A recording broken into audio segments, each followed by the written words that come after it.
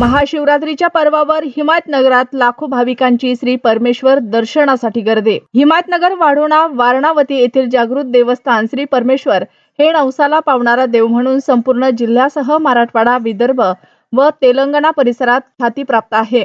त्यामुळे महाशिवरात्रीच्या पावन पर्वावर श्रींच्या दर्शनासाठी लाखो भाविकांनी गर्दी केली होती।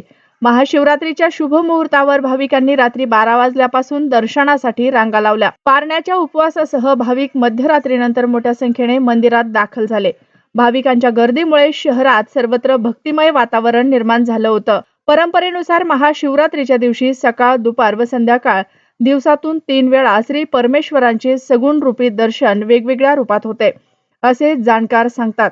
महाशिवरात्री रोजी मध्यरात्री वतनदारांच्या पूजेनंतर उशिरा श्रींच्या मूर्तीला सोने चांदीचे अलंकार, टोप, चंद्रहार, नेकलेस, 2 ते 3 व 5 पदरी हार, बाजूबंद, कर्णकुंडले आदी आभूषणांनी सजवले जाते।